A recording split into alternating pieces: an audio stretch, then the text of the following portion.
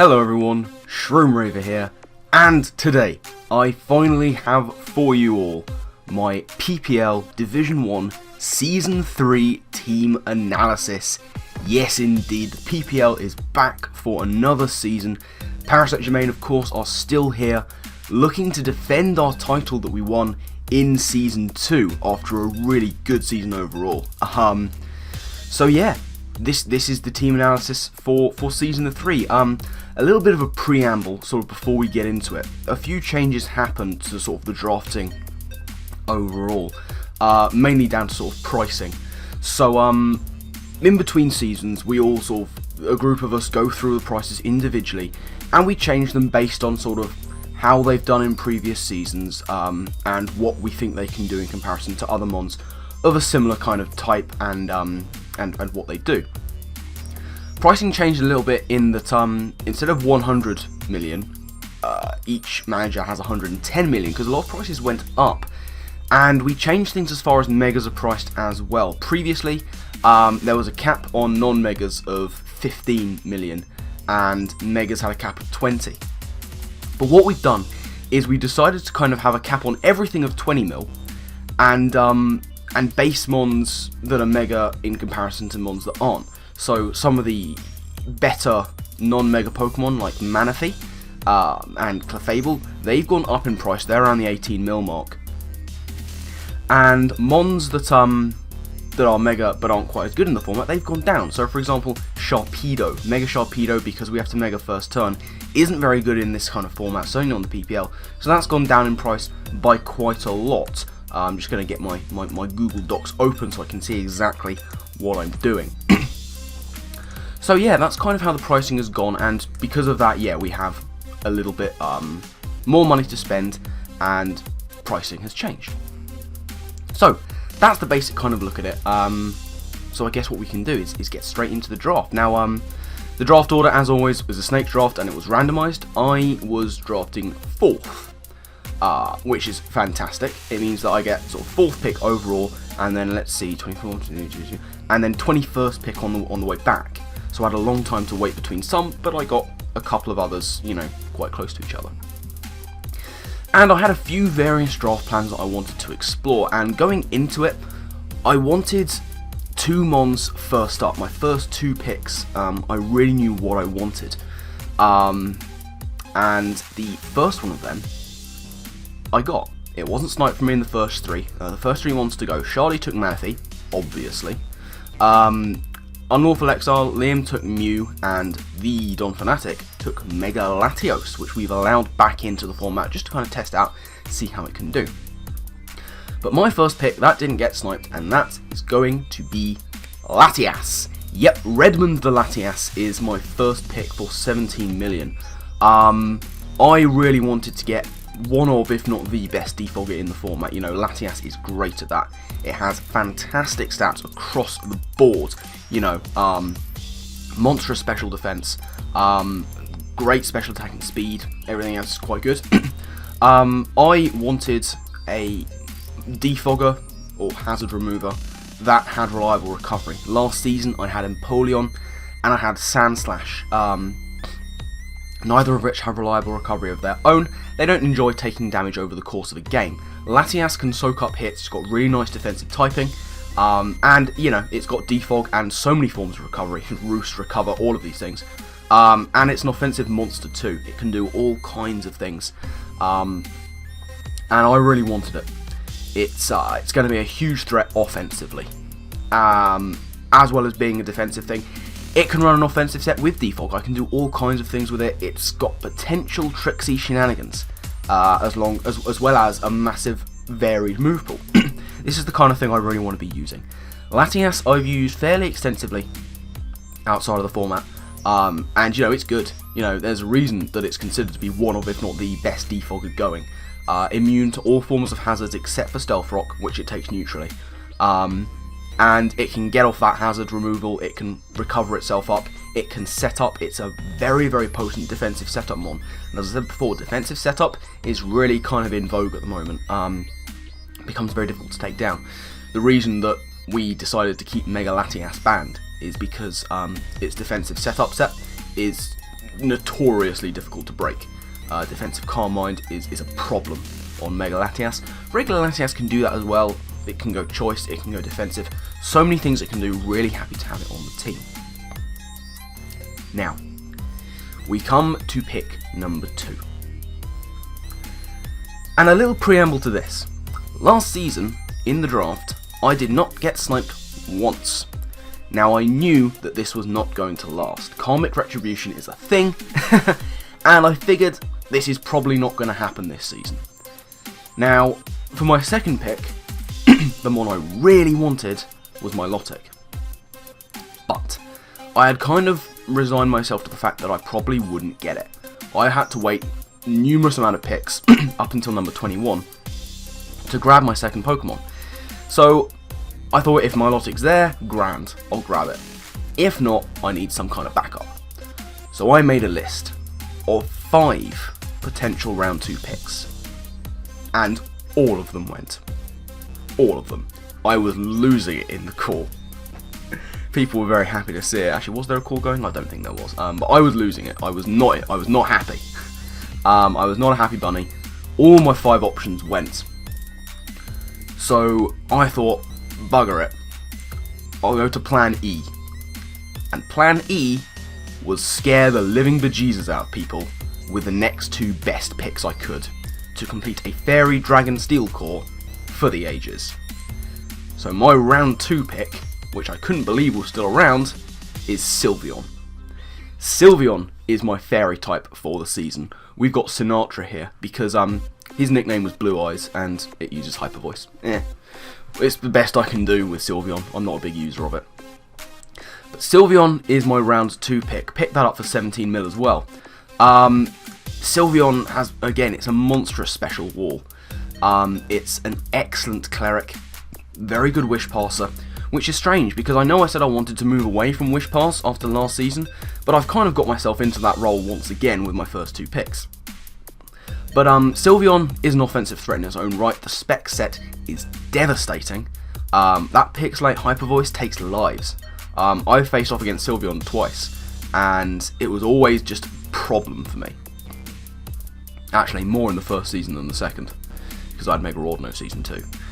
But yeah, Sylveon, another mon I haven't used a lot, so it's going to be interesting, but I feel like Sylveon is something that can break me into using mons I haven't used a lot quite easily, because it does a couple of things, but does them very well.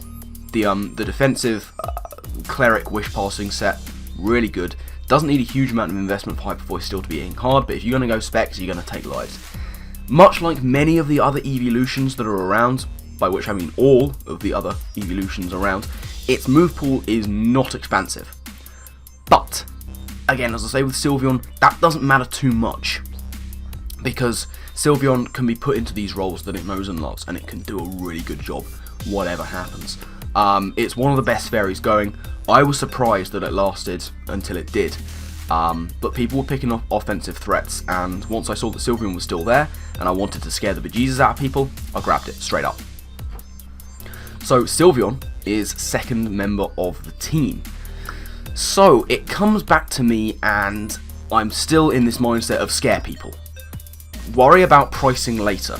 If there's one thing that I know how to do, it's use low tier mons, which means I'm happy taking cheap picks later. Sort out the offense now, sort out the scare factor now. So, when it comes to my third round pick, I picked up something that until the moment I grabbed it, I hadn't even considered getting it.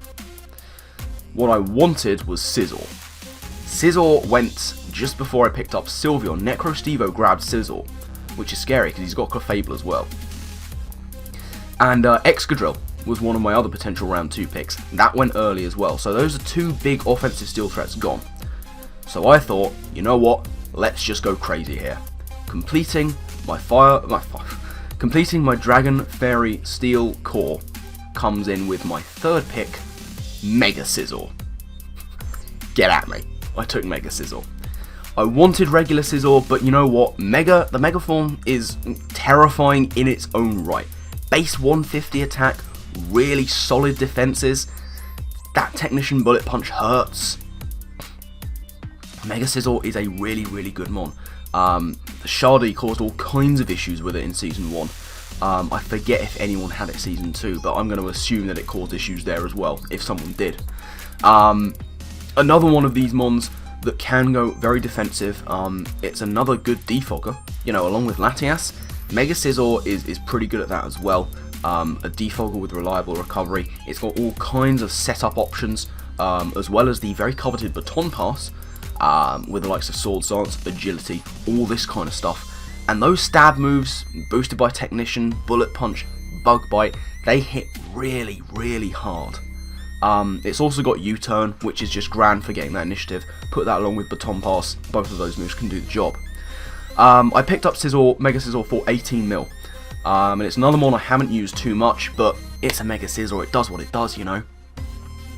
So, I was happy to have it, and, you know, people were looking at Latias, Sylveon, and Mega-Scizor and starting to worry a little bit.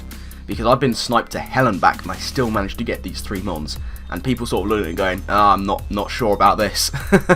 Not sure about this at all. Because that's a trio that I can bring to any given game, and most of them will put in work, you know? As I say, I'd have preferred the regular Scizor, because I can switch up the item, I can give it an Orca Berry, I could give it a band, I could give it anything really. But Mega-Scizor puts the fear of God into people, and that was my plan with these first 3 picks. Just scare people as much as possible. So that's what I did, and that's where I got those 3. Now, at this point, I had spent a lot. Trying to do some quick maths, can't be bothered. 34 million? Is that right? 32 million? I think I'd spent, no, 42 million. 52 million? A lot of money had been spent. A lot of money had been spent, and at this point I was kind of looking at my team and going, okay, we've got a nice core there, let's try and expand on this. I didn't have any hazards at this point, which is a problem. I didn't have any hazards at all. I wanted to get that electric immunity, which is so coveted in the format, and what I kind of wanted was Pursuit Trap, because I had plans coming up for things that Pursuit might be good against, and I had a Latias which doesn't want to take a Pursuit switching out either. So, what I did was I went for another mon that I haven't used too much, and that's kind of what this format can do. It allows you to explore mons that you haven't used too much before. And the 4th mon that I decided to grab for Parasect Germain Season 3 was Crocodile. Sebek the Crocodile is here. Incidentally, nickname on Scizor is Shears, because Shears are like Mega Scissors. We got Sebek the Crocodile here. Again, another one I haven't used too much, but it's very good at what it does. It's a fantastic Pursuit Trapper. I know that Shardy was after it that round, so I kind of sniped him a little bit. Crocodile, 2 great abilities, in Intimidate and Moxie. So it can run defensive as a sort of intimidating pivot, but it can run a very effective Scarf Moxie set as well. Anger Point is its other ability. I'm not entirely sure I'll be running that too much. Yeah, it's kind of unreliable. But Intimidate and Moxie are 2 fantastic abilities. I'm a big fan of any mon that can run Intimidate Assault Vest. Crocodile does that very well with phasing, damage-causing phasing, in the form of the Unstabbed Dragon coverage, Dragon Tail.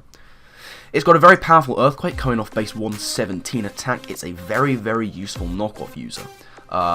You know, I had one in the form of Scizor, but Crocodile can do it itself with Stab, which is grand. Yeah, decent move coverage. It's got the Fang moves, it's got Dragon Claw, which is always nice. Things like Aqua Tail. It has not too many setup options, but it's got a few. Mostly attack boosting, which is going to cause it to be very, very powerful. And of course, if you're going against Tangrowth, you use Sludge Bomb, which it also gets, like, for some reason. But yeah, Crocodile's going to be useful in conjunction with these mons. It's got that Dark typing, which is of course one of the only things, I think it is the only thing that resists Ghost, which could be a problem. You know, Ghost typing.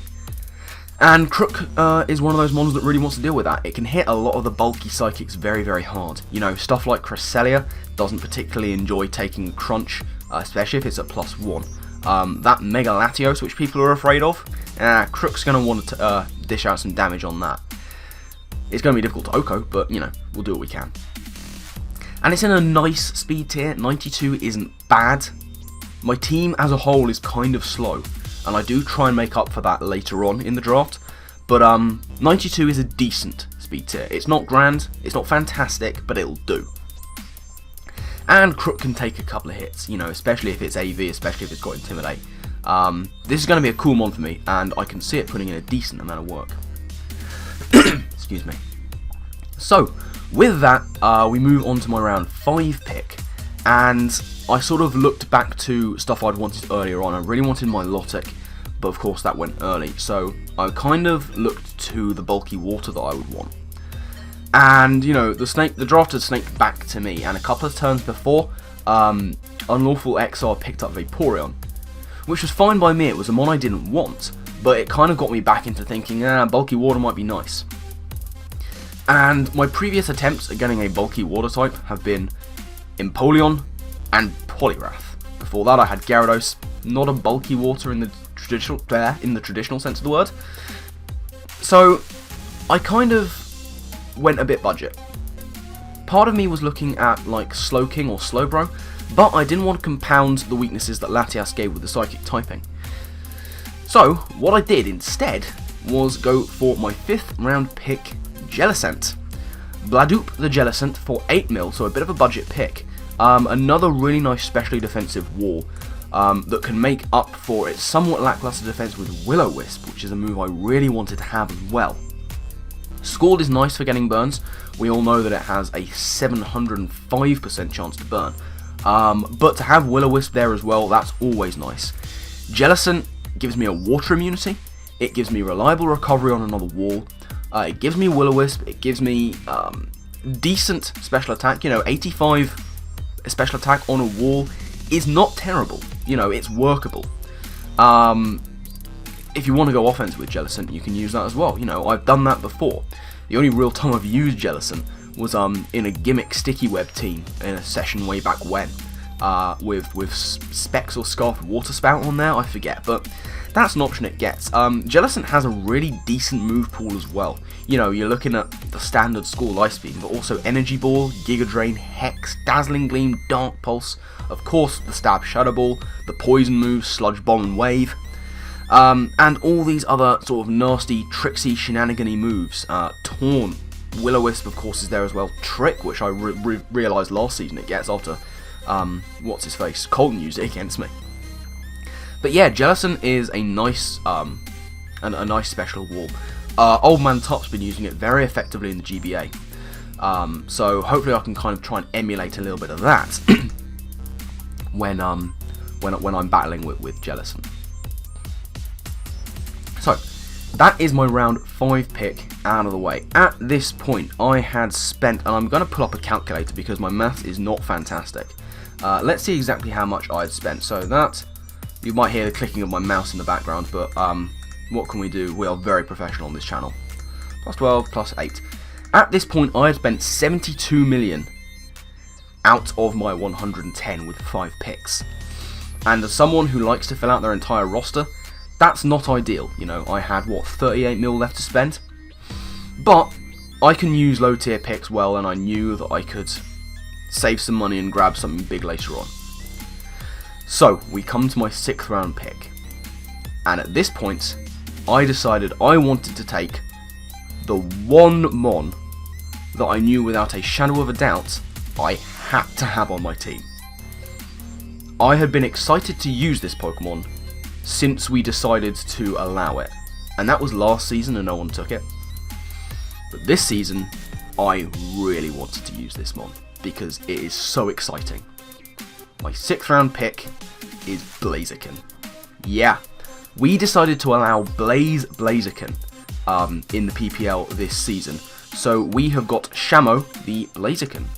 The Shamo chicken is one of the things that is used in chicken fighting. So, you know, Blaziken, Shamo. Really, really excited. Picked it up for 10 mil, which is fine. Because, you know, it doesn't have its Uber ability, it's just got Blaze. But, so excited to use Blaziken. Really solid mixed wall breaker, you know. It was a Premier UU wall breaker back in 4th gen, then of course it got banned to Ubers because of speed boost. But with 120 attack and 110 special attack and a very expansive move pool for a fire type, this is going to be really, really good for me. Base 80 speed is not great. This is why it needed speed boost, but it gets so many setup options. You know, it gets agility, which is a favourite of mine. You know how much I enjoyed using Rock Polish Tyrantrum last season, and Tyrantrum's slower than Blaziken. So it's got agility, it's got Swords Dance, Bulk Up, offensive moves like Flame Charge and Power Up Punch. I think it gets Hone Claws, potentially Work Up. I don't know, let's have a look. Yeah, it gets Work Up. So many options, decent priority in the form of Vacuum Wave, powerful wall breaking moves like Brave Bird, Flare Blitz, High Jump Kick, stuff like that. And of course, with all those setup options, it also gets Baton Pass, which is the third Baton Passer I have, I think, on this team so far.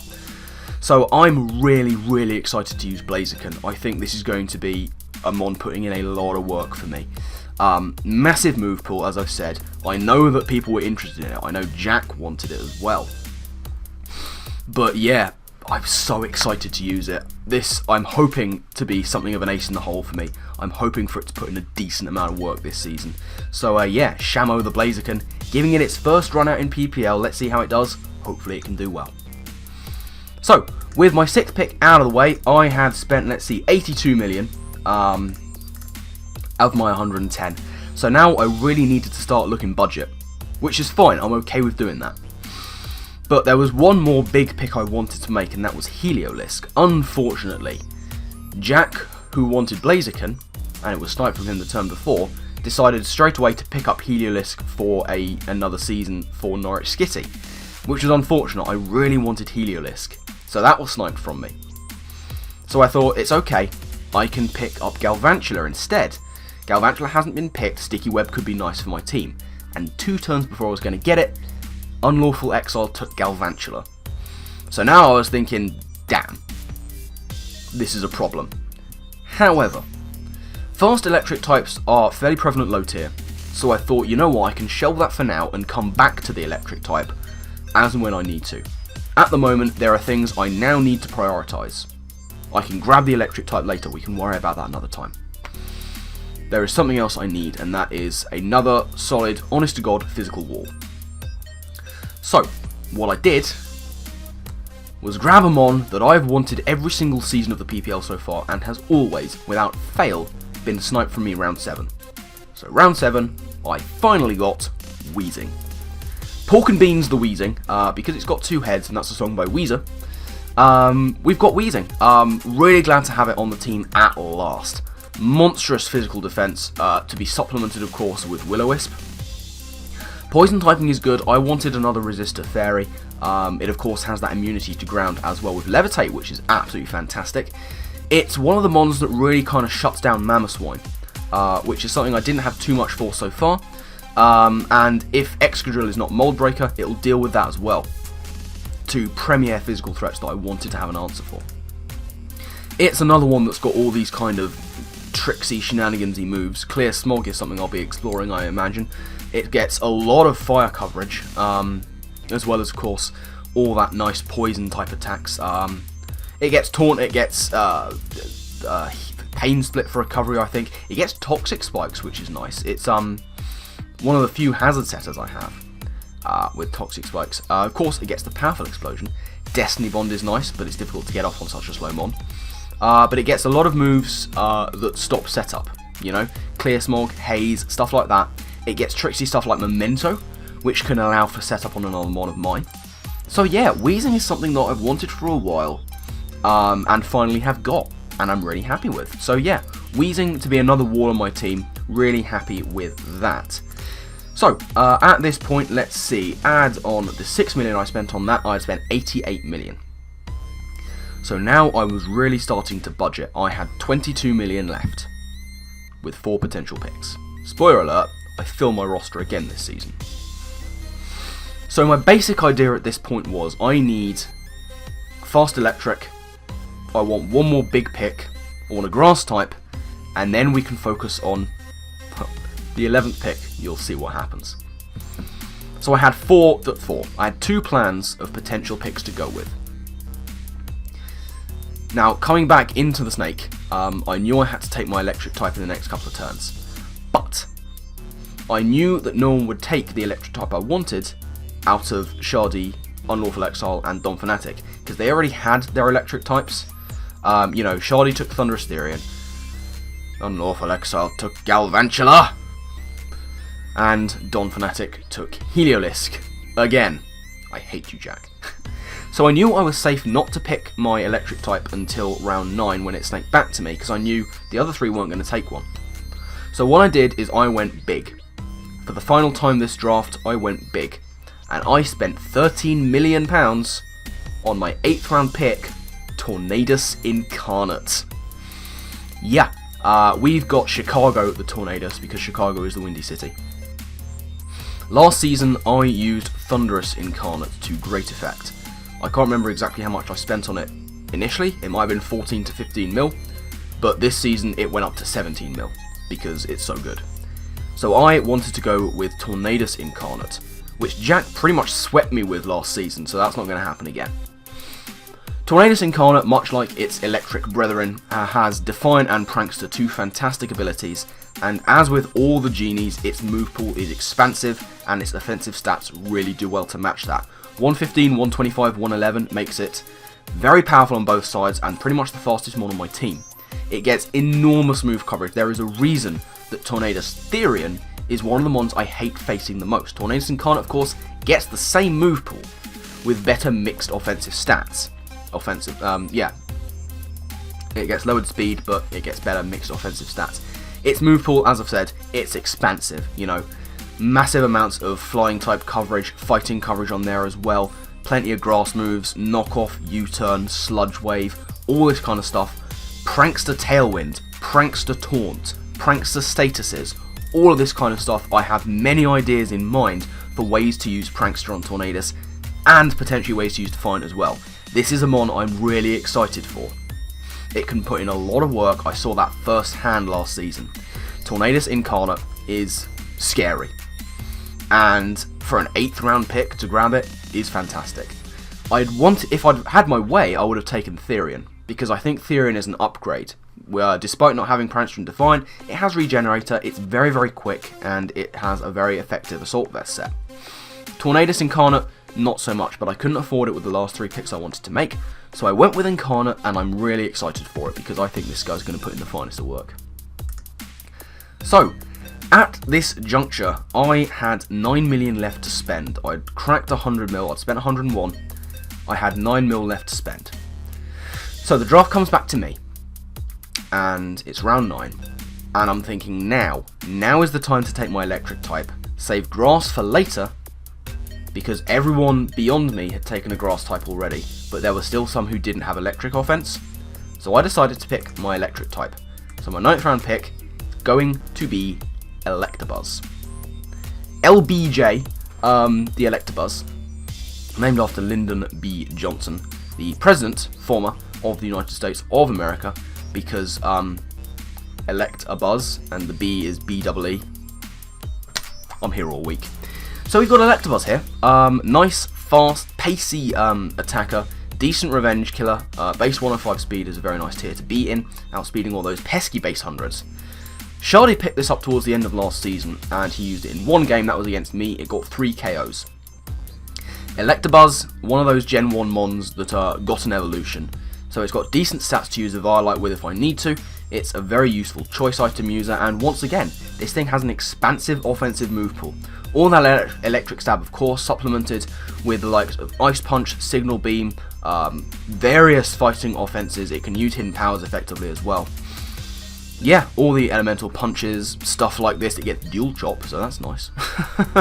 Yeah, Electabuzz is a mon I'm really happy to have. Vital Spirit is a useful ability with a lot of sleep flying around. Static can be useful in a pinch. It's not something to rely on, but it's something that's there. Electabuzz is a very nice offensive mon. It's the fast electric type that I needed. A lot of them have been sniped, and I think Electabuzz was the best of the rest. You know, otherwise you're looking at the likes of Electrode. My bad, Frank, but it's not great. God forbid the likes of Emolga. Magneton was a bit too expensive and too slow, and compounded some weaknesses that I didn't really want to compound.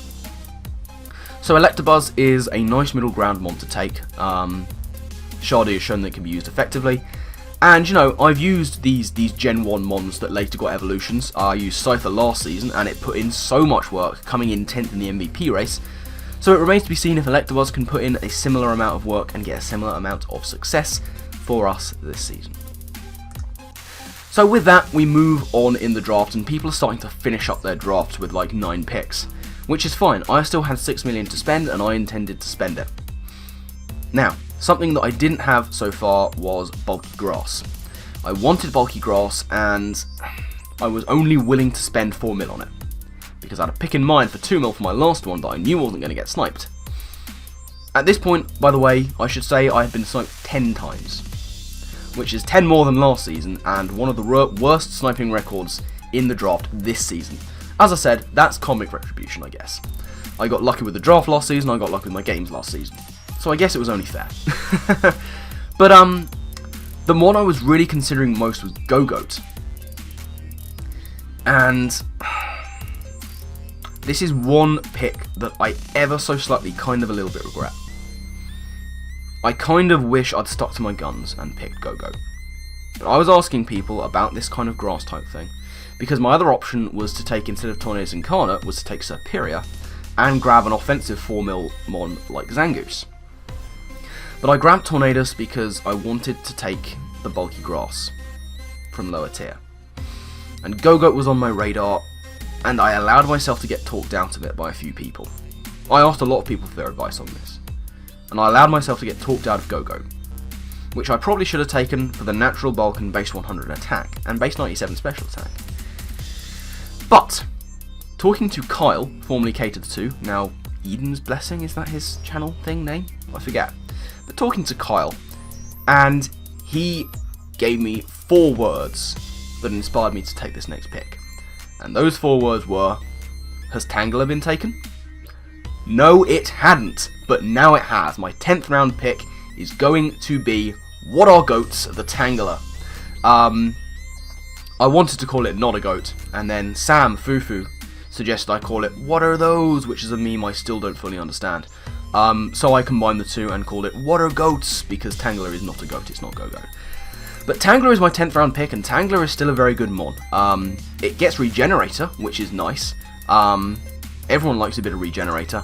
It's a very useful Eviolite user. I know that there are people who don't like Eviolite in the format, and I respect that.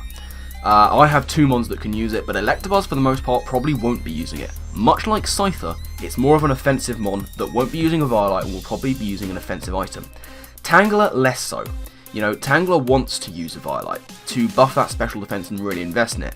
With base 115 physical defense, that doesn't need too much investment with the Eviolite in and of itself. So you can really pump into special defense or indeed special attack, which is still hitting base 100. Tangela is a nice mon. I haven't had too much sleep-inducing moves over the course of the PPL's history, but Tangela has it, of course, in Sleep Powder.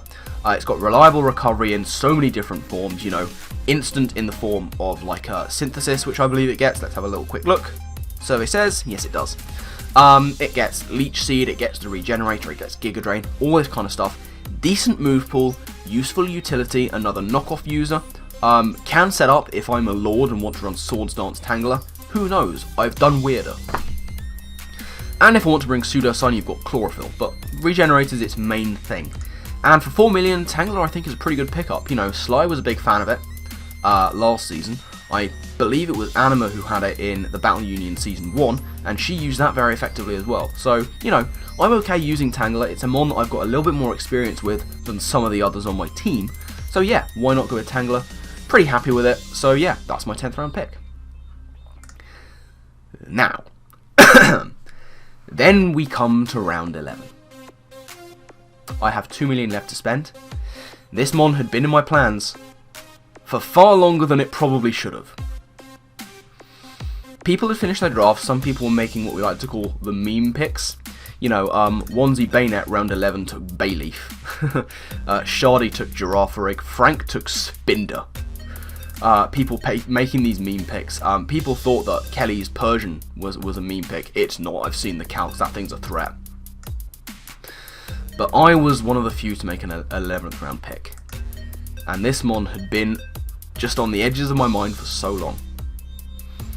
I wanted something that could take defogging responsibilities and free up Mega-Scizor and Latias.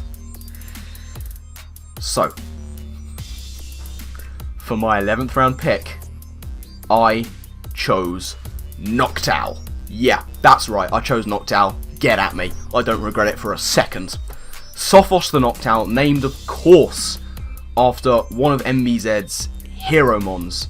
Here's Noctowl.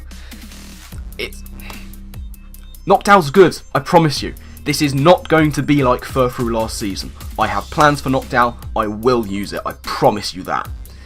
Noctowl has base 100 HP, base 96 special defense, some useful abilities in the likes of Insomnia and Tinted Lens. But here's the thing about Noctowl, it takes hits that you would not expect it to take. The classic calc I used to people to explain why I chose Noctowl was against a mon that, to be honest, hasn't been drafted, so I'm not giving away too many plans. But the example I used was against Raikou. Raikou's modest, max invested Choice Specs Thunderbolt cannot OHKO specially defensive Noctowl. Specs, modest, Thunderbolt, Raikou. Noctowl lives it. It's not the only super effective special attack Noctowl lives, and Noctowl gets Mirror Coat. So I'm really excited to use Noctowl. It tanks these hits. You know, a very popular thing to do is to tack on a hidden power to a special attacker for something that's 4 times weak. Noctowl will eat those hits. It will absolutely chew them no matter who they're from. I don't think there's a hidden power in existence that can take out Noctowl. Comment down below if you find one, by the way. But I don't think there's a hidden power in existence that can take out Noctowl. And it gets these kind of tricksy moves as well, you know, along with Defog, which I wanted. It gets Tailwind, again, it gets Magic Coat, and it gets a weird amount of coverage, you know. It gets the likes of Heat Wave, Shadow Ball, Psychic, I think it gets. All the hidden powers itself, probably gets Ominous Wind, yep, Silver Wind, so hashtag get the boosts. Yeah, and it gets Twister, which is always nice. No, but seriously, Noctowl is a mon that I'm actually excited to use, and I actually think can put in a decent amount of work.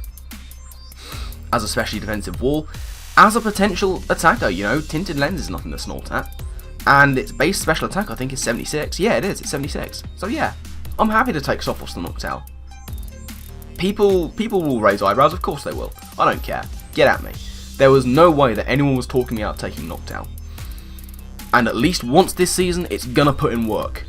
As I said, this is not like Furfrou. I'm not gonna drop this thing week 2. Noctowl's gonna do things. So with that brings the end to our draft. We spent all 110 million, we filled our roster. So to go over our team once again, we have Redmond the Latias, Sinatra the Sylveon, Shears the Mega-Scizor, Sebek the Crocodile, Bladoop the Jellicent, is it Shamo? Shamo the Blaziken, Pork and Beans the Weezing, Chicago the Tornadus Incarnate, LBJ the Electabuzz, Watergoats the Tangler, and Sophos the Noctowl. Now, as far as this team goes, I'm pretty happy with it. It's not the usual kind of team I would have drafted. I usually prefer to go big in on bulky offense with hazard support. If there's a weakness of this team, there is not a lot of hazard support on it. I have Rocks on Crocodile, I have Toxic Spikes on Weezing, and I think that's it. But I don't have any Rapid Spinners, I have 3 Defoggers. So, you know, hazard stacking without a Rapid Spinner is not ideal. So I'm kind of okay with that, with 3 defogging hazard removers, most of which are not weak to rocks. You know, the only one that is what's its face? Noctowl. And Noctowl and Latias are immune to every other kind of hazard, you know. The only one that takes damage from all of them is Mega-Scizor. And all of them have reliable recovery, so that's grand. So yeah, 3 defoggers without too much in the way of hazards is fine by me. I have plenty of walls, I have plenty of recovery on those walls. If there's another weakness of this team, it's that, as I've mentioned, I haven't used a lot of them. I don't have too much experience of them. Going down, you know, Latias I've used extensively. Sylveon I've never used. Honest to God, I've never used a Sylveon. Mega-Scizor I've used once, that was to Baton Pass +6 Swords Dance into a Sweeping Mantine. That's the only time I've ever used Mega-Scizor. Crocodile I've used once in our Themed Thursdays. Jellicent I've used once, I believe, in that that gimmick session that I talked about earlier. Weezing I've used a fair amount, Tornadus and Incarnate I don't think I've ever used, Electabuzz a little bit, Tangela a little bit more, Noctowl I've used once, and that was in OU where it proved to be a hard counter to Serperior. That's about as much as I've got on that. So this is a team I do not have a lot of experience with, but you know what, it's an adventure. We won last season with a team that I was actually much more comfortable with than looking at this team I am now. Now, whilst this puts a sort of target on our back, especially with a lot of new people sniffing around, it kind of relieves some pressure as well. Because whilst I'm pressured to defend my title, which goddammit I'm going to try and do, it's something that we've managed to do already, so on a personal note, there's less of I need to win. Because I've managed to do it already. I've got that in my history. I'm looking to defend it, of course, but if I don't, at least I managed to do it once. So, you know, there's kind of pressure, but there's kind of not. But either way, we're going to do it. You know, can we defend with this team? I think so. I think this team's got a nice amount of threats. It's got really good bulk. My special bulk is through the roof. You know, with the likes of Latias, Sylveon, Jellicent. Those three between them are pretty damn good at it. And then you've got Mega-Scizor, which has base 100 as well. So yeah, that's all good. Yeah, I think we can do pretty well with this team. There's someone dotting around on the on the spreadsheet. They've settled on Weezing. What are you gonna do, friend? Who are you? Tell me your secrets. Tell me your dreams. I'm getting diverged. I'm going off on a tangent.